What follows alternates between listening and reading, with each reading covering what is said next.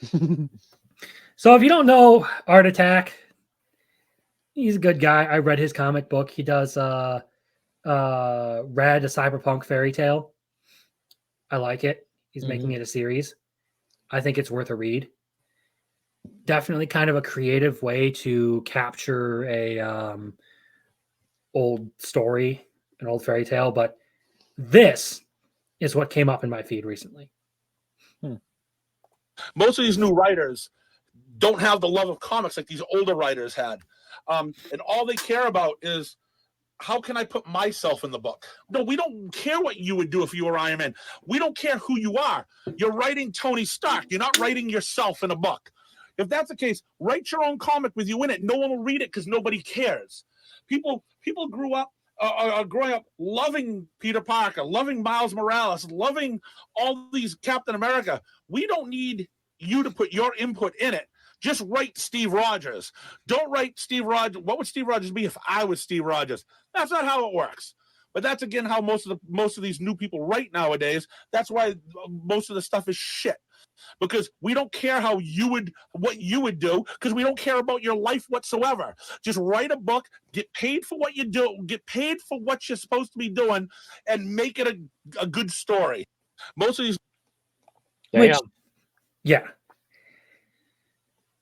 Which is like effectively like the heart of the issue is they've hired a bunch of narcissistic writers, people who literally need to see themselves to relate it to a character. They need to be that character in order to relate to it. That's why you see a lot of the race swapping and all that kind of stuff. They are shallow people and cannot write good characters because of that. They only care about themselves. Which is kind of why like the West's comics and entertainment has been suffering recently, and why Japan has been doing really good over the years, because Japan just writes characters to be good.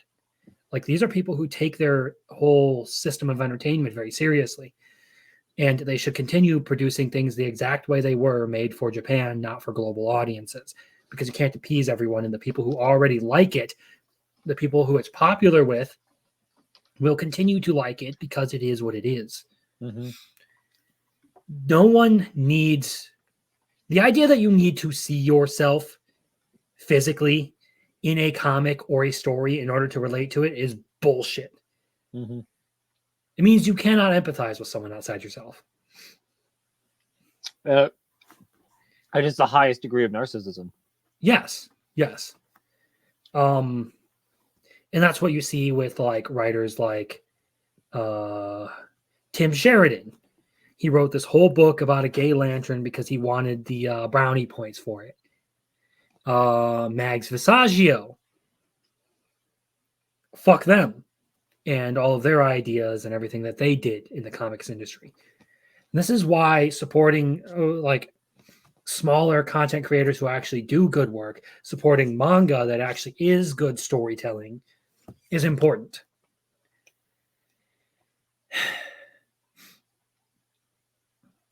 It's not hard to write a decent character.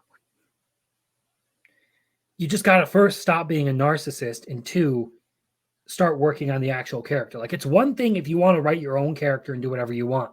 Fine, sure. I'm sure you'll get a niche audience, but you come into an existing character. Hell, imagine if I went in and took like a character like Goku or something and started writing Dragon Ball for a completely different audience than what Dragon Ball was meant to cater to. Of all of that, like the West has kind of gotten obsessed with its own ideology and itself when it comes to making entertainment.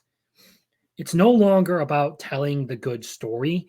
It's about telling or pointing eyes at yourself and getting the attention. Like this based man said, they're narcissists. They only care about themselves. They want to write, what would this be if I were him? That's how you end up with like social justice Batman. You end up with writers talking about how Batman has a tiny penis. You end up with Spider-Man getting cucked every time he has a family. No, you know the whole Batman has a tiny dick thing is to kind of dunk on the as they label them, so-called alpha males that use Batman as like, oh, I want to be him. Ah, well, he has a tiny penis. What you gonna do about it now? Do you have a tiny penis too? Because you like Batman? That said, all of that said, just because one form of entertainment is dying does not mean that there is not good entertainment out there. For all of the bad movies that are out there, there are still some good ones. I highly recommend you go see The Boy and the Heron and Godzilla. Those two seem to be really popular. I can personally vouch for The Boy and the Heron. Loved it. 8 out of 10 movie. As far as like TV entertainment stuff goes, there's still like the Game of Thrones stuff that's coming out. There are still some good shows that get made, like Terminal List and all that kind of stuff.